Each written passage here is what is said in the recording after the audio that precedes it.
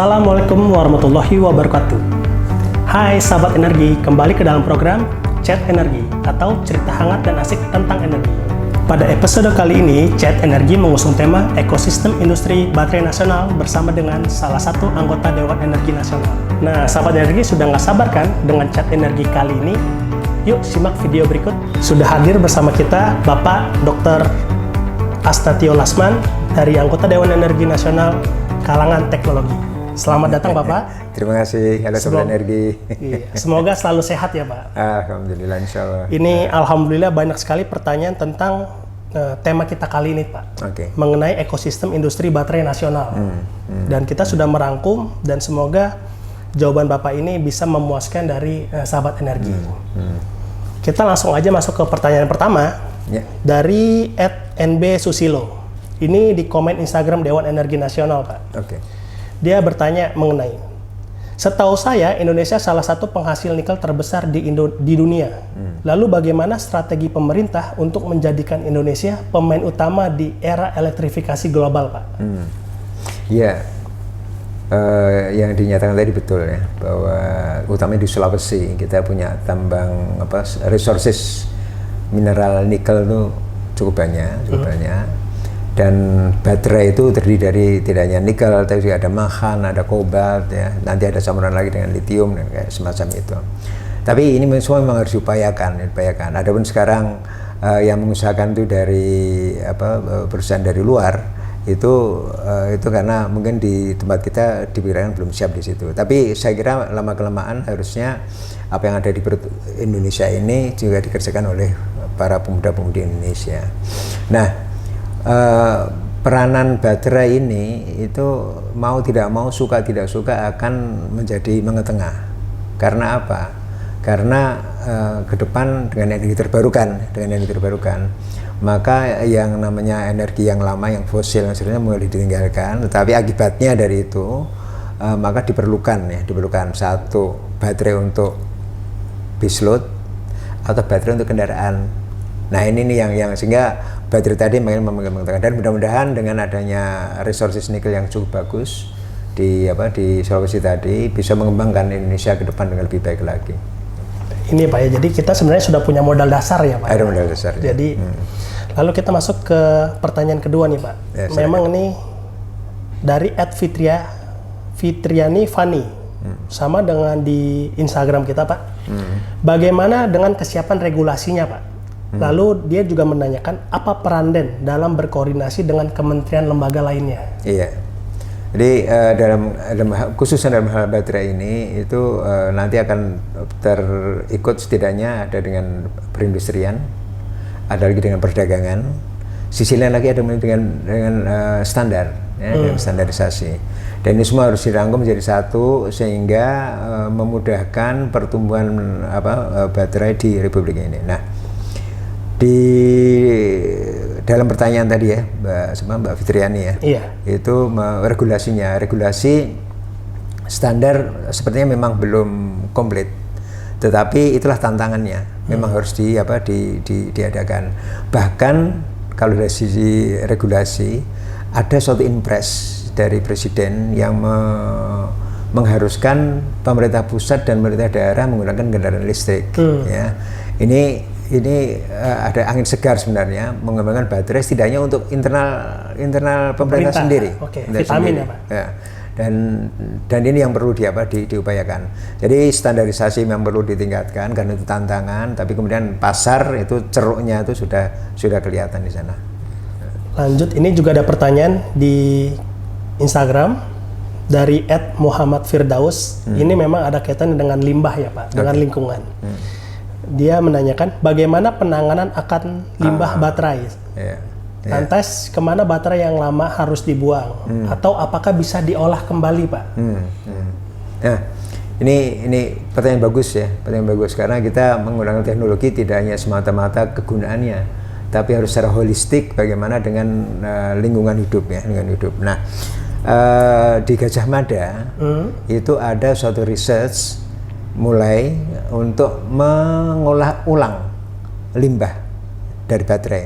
Jadi bagaimana itu di uncladding, dilepas dari bungkusnya, kemudian dalamnya nanti bagaimana itu dicacah, kemudian diambil manggannya, nikelnya, kobaltnya, litiumnya diambil untuk nanti dimanfaatkan lagi.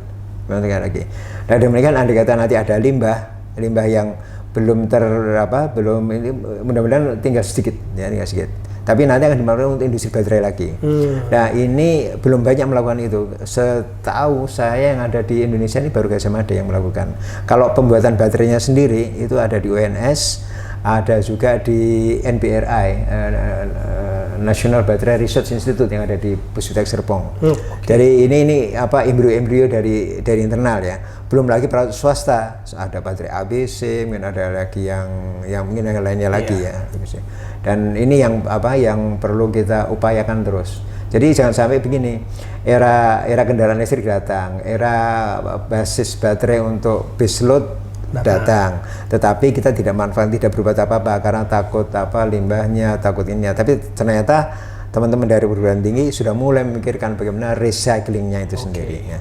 Dan pandangan holistik tadi membuat lingkungan hidup kita tetap nyaman untuk kita huni. Karena planet ini kan untuk hidup bersama ya. Jadi ini memang diupayakan dengan sebaik-baiknya. Ya. Jadi sudah ada Pak. Jadi sebenarnya isu lingkungan pun sebenarnya sudah bisa mulai tertangani di sana. Ya. Cuma ini masih pilot scale. Kalau nanti benar-benar industri scale ya memang perlu peningkatan ya, scale up dari itu semua. Oke Pak. Ini juga ada pertanyaan dari @Muhammad Rifki melalui di Instagram di chat story. Yeah. Ini juga terkait dengan ekosistem industri baterai nasional ini erat kaitannya nanti dengan kendaraan listrik, Pak. Yeah. Nah, apakah target implementasi kendaraan listrik yang sekarang sedang massal akan terdampak dengan isu baterai ini, Pak?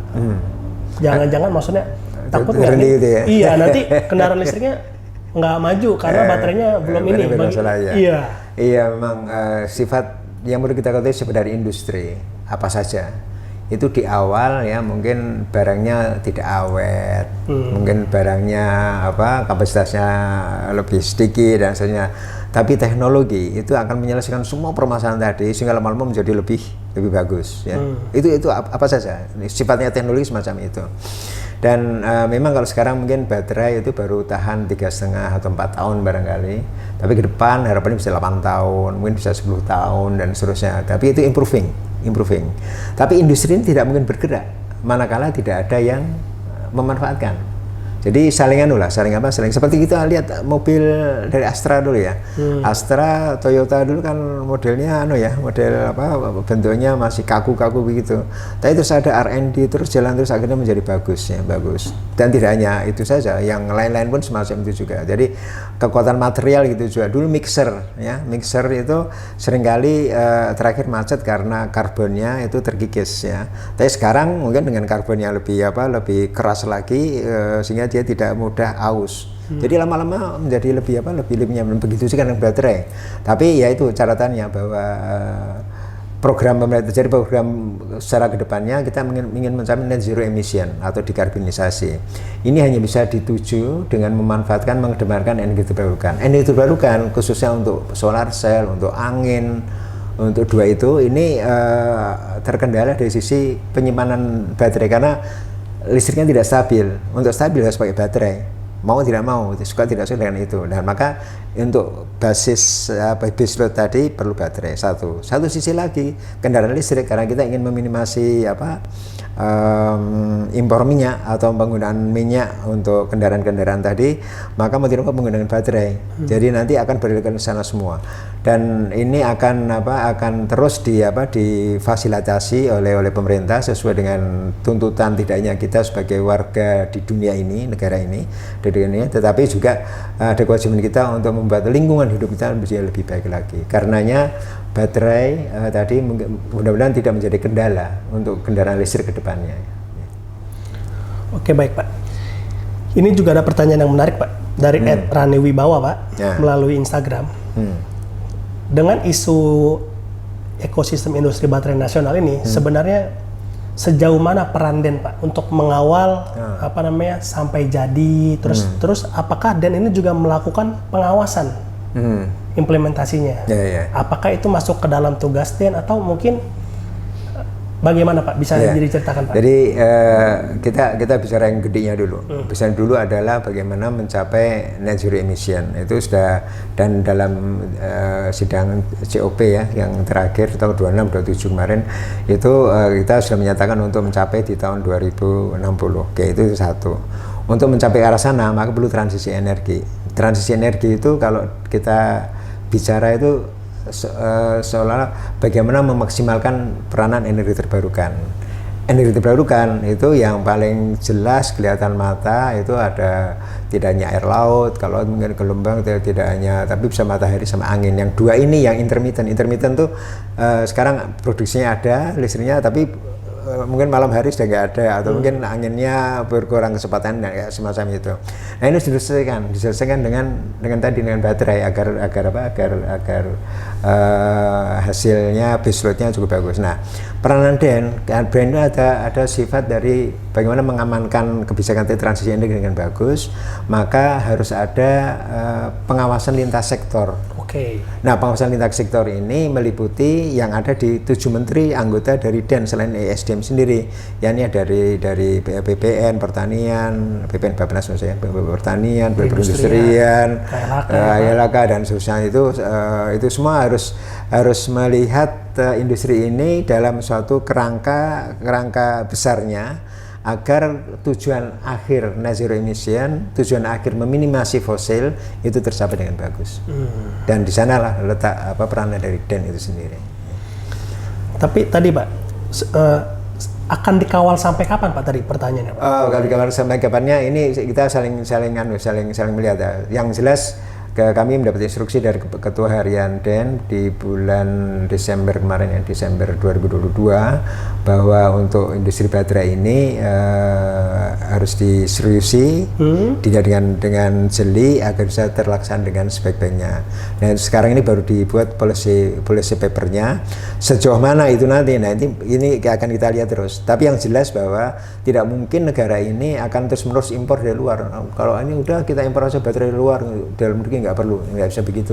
Nikelnya ada di tempat kita kok. SDM-nya ada di tempat kita, dan tidak hanya nikel, makan ya, dan sebagainya. Padahal pilot plan pembuatan baterai itu sendiri dengan modelnya itu sudah ada di UNS, di Universitas Negeri 11 Maret. Itu dari dana APBN, dana LPDP ada di sana, dan ini tinggal dikembangkan. Dan karenanya maka kita melihat potensi embrio yang bagus ini harus kita kembangkan dengan sebaik-baiknya untuk mengisi ceruk yang ada di pemerintahan itu sendiri.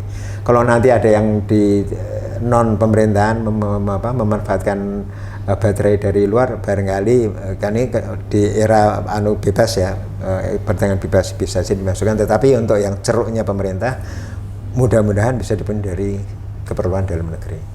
Jadi sudah ada keseriusan ya Pak, keseriusan dari pemerintah untuk membuat memenuhi baterai dari buat kita sendiri. Nah. Ini juga ada pertanyaan Pak dari, ini mungkin ada sedikit melompat Pak, @Sinta_Silviana melalui Instagram, dia ingin bertanya tentang TKDN Pak. TKDN. Bagaimana dengan TKDN yang digunakan pada baterai saat ini? Serta faktor apa yang dipertimbangkan untuk mendorong tumbuhnya industri mobil listrik nasional nantinya? Kalau dilihat dari baterai itu, baterai itu mudahnya ya, ada anode, ada katode, kemudian tengahnya ada isolator. Kalau baterainya itu kotak seperti baterai HP, itu tinggal dilipat begini, tak jadi kotak-kotak gitu ya. Nah, kalau baterainya baterai yang bulat tinggal digulung. Tapi anode katode tetap ada di situ ya. Nah sekarang yang ada di sini anode katode tadi itu berbagai material yang memang dilapiskan di sana. Jadi ada yang sekarang yang baru getol itu tinggal persentasenya, ada manghan, ada nikel, ada kobalt ya, ada juga lithium ada di situ ya. Semua manghan, nikel, kobalt itu sudah bisa diambil diseleksi oleh PT Antam atau MNID ya. Tinggal lithiumnya yang masih belum. Lithium sesuai yang saya dapat dari pengendali UNS bahwa itu masih diimpor. Baik, nggak apa-apa. Kalau semuanya mungkin dalam 80% itu semuanya dari negeri, yang lainnya impor, barangkali nggak. Tahun nanti suatu ketika mesti kemajuan teknologi akan menyelesaikan permasalahan teknologi itu sendiri. Kalau sekarang, kalau dulu ada program substitusi impor. Nah sekarang kalau litiumnya itu masih impor, barangkali suatu ketika anak-anak ini yang tesis dan sosial tadi, kita mau anu sendiri, tuh barangnya ada di tempat kita, barangnya semacam itu bisa juga. Dan untuk TKD ini bayangan saya mungkin bisa antara 70-80%. Sudah tinggi berarti sudah tinggi. Padahal ketuntutan untuk di internal kan 40% ya, 40%. Nah mudah-mudahan ini bisa saya terus terang bangga ya. Nah tapi kalau untuk kendaraan listrik ini berbeda. Itu berbeda kasus ya, beda kasusnya karena memang masih banyak hal-hal yang terkait dengan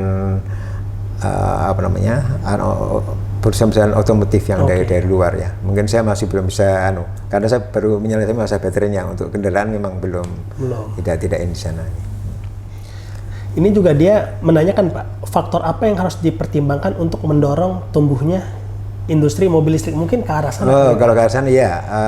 Jadi suatu ketika saya pernah mendengar presentasi dari Kementerian Perindustrian bahwa ada rencana 2040 tidak akan ada lagi mobil berbahan bakar fosil ya yang dijual, mobil baru ya, nggak ada. 2050 kendaraan roda 2. Jadi yang bensin itu yang baru sudah nggak ada lagi. Tapi yang lama-lama masih jalan. Tapi sekarang ada sudah program dan kemarin dulu sudah dicoba oleh Pak Menteri, Ketua Harian Den di Bandung, bagaimana itu dikonversi ya. Konversi itu. Tapi ini jalan terus ya. Ini semua jalan. Jadi semua berdasar untuk net zero emission, mengurangi transisi energi tadi, maka ini semua jalan. Nah, sekarang maaf tadi pertanyaannya ke untuk mendorong Pak. Mendorong tadi. Tumbuhnya industri. Tumbuhnya industri tadi. Maka ini apa yang sudah ada di kemampuan kita tadi itu program-program harusnya dimanfaatkan sih. Kita harusnya bangga ya. Sekarang bagaimana menemukan kebanggaan tadi. Bukan kita bangga menggunakan produk luar, bukan, tapi bagaimana bangga menggunakan produk kita sendiri. Nah, kalau itu kebanggaan tadi muncul, maka saya yakin bahwa tumbuhnya ini semua akan menjadi lebih bagus lagi. Jadi jangan luar negeri minded itu lah ya. Ini menjawab. Jadi harus nasionalismenya harus ditinggikan nih supaya apalagi harusnya sekarang banyak juga artis-artis yang pakai kendaraan listrik, Pak. Dan sudah mulai pelan-pelan dia mengedukasi supaya tren yang tadi Cintra. Iya betul. Ini juga ada pertanyaan dari Tengku Agung, Pak, bukan saya ini. Dia anggota ini sebenarnya bisa diajak diskusi nggak sih secara offline gitu? Bisa. Ini ya tinggal ini aja. Jadi jangan dianggap bahwa anggota DEN itu ada di awang-awang gitu ya. Kita juga membumi, ada asal waktunya cocok silakan. Dan jadi bisa langsung mengirimkan email ke sekretariat. Ke sekretariat nanti dari sekretariat bisa mengatur. Memang seringkali jadwal padat, tapi bukan berarti dari kepadatan tadi tidak ada waktu untuk diskusi secara offline, tidak ya. Jadi semuanya masih bisa ditempuh. Karena saya yakin ya bahwa kemajuan itu hanya bisa ditempuh dengan diskusi yang konstruktif ya. Diskusi konstruktif itu tidak hanya online tapi juga bisa dengan offline. Kalau dengan offline itu orang tidak hanya bisa mencerna apa yang disampaikan, tapi dari gestur tubuh ya itu bisa dipetik. Sebenarnya yang disampaikan ini berkenan, tidak berkenan, atau mungkin ada yang pasnya bagaimana, itu bisa diketahui. Jadi untuk komunikasi dengan anggota DEN silakan aja hubungan dengan sekretariat dan insya Allah kita akan layani sejauh. Yang penting adalah waktunya cocok. Oke Pak. Lalu ada pertanyaan Pak yang sedikit agak detail nih Pak. Saya juga mungkin agak penasaran juga sih Pak ya. Ini ada pertanyaan mengenai dari netizen. Kenapa baterai dari mobil listrik itu tidak diseragamkan saja Pak? Bentuknya Pak. Misalnya mungkin ada yang bulat, ada yang kotak, itu diseragamkan. Ini yang pertama memang kelahiran kendaraan listrik baterai di Indonesia itu agak terlambat. Jadi orang lain udah masuk, baru kita mau ngatur. Tetapi intinya sebenarnya meskipun baterainya itu kotak atau segi, tapi di dalamnya itu bisa terdiri dari yang bulutan-bulutan tadi. Jadi dirangkai dalam cuma casingnya aja disesuaikan dengan itu. Nah, dengan demikian apapun juga kendaraannya asal casingnya itu sudah sesuai dengan apa yang dari pabrikannya itu, dari baterainya itu, maka isinya bisa kita isi dengan industri kita sesuaikan di situ ya. Dan ini salah satu yang dibicarakan di DEN kemarin adalah masalah standarisasi ini memang harusnya dimunculkan dari awal sehingga kedepannya nanti semuanya bisa lebih diseragamkan dan lebih baik lagi. Ya, mungkin ini sedikit agak lebih detail, Pak. Mungkin maksudnya itu ketika ada keseragaman baterai, jadi mungkin bisa tukar baterai saja. Oh iya, yeah. Tahu bagaimana itu mungkin ya. Bisa saja itu dengan model swap. Tapi itu kan biasanya hanya lokasi hanya kotak sama outputnya berapa, berapa AH, berapa current II-nya, listriknya, ampernya berapa, itu yang dianukan. Tapi memang ada dua hal yang perlu diperhatikan. Yang satu, charging perlu waktu, atau swap, ambil ganti, tukar. Nah ini dua tadi memang sedang bagi para pengusaha. Ini saya mau lari ke sana atau lari ke sini, itu nanti ini masih dibahas. Masih dibahas terus. Mana yang memungkinkan, karena dari para pengusaha kan mana yang paling mendatangkan benefit ya bagi mereka untuk itu. Tapi untuk kendaraan roda 2 seperti Gesits dari ETS itu maksudnya swap. Jadi ini habis sudah tinggal tukar lagi. Gitu. Oke Pak, nggak kerasa ini seluruh pertanyaan dari Sahabat Energi sudah dijawab semuanya, dan semoga nanti teman-teman Sahabat Energi ini menonton video kita. Nah ini mungkin di terakhir Pak, saya minta closing dari Bapak Asnatio Lasman, anggota Dewan Energi Nasional dari kalangan teknologi Pak. Harapan saya, terutama karena saya berangkat dari teknologi generasi muda itu jangan lelah untuk terus mengupayakan, mengembangkan, sampai ke inovasi apa-apa yang itu bermanfaat bagi kehidupan. Ya. Jangan takut misalnya ini kan sudah dibuat orang lain dan seterusnya. Ya siapa tahu ada sesuatu bisa lebih bagus lagi. Dan kita tidak bisa melaksanakan sesuatunya itu dengan mudah, dengan cemerlang, manakala tidak ada tantangan. Dan harapan saya untuk baterai tadi tidak hanya bisa ke akhir yang terakhir tadi, kualitas lebih bagus lagi, tapi harapan saya untuk sahabat energi agar semangat research dan inovasi itu ada di dada kita untuk kemaslahatan, untuk prosperity dari bangsa kita yang kaya akan sumber daya mineral ini. Jadi jangan sampai kita ogah-ogahan yang bersaudara adalah bangsa lain. Begitu. Terima kasih. Terima kasih Pak.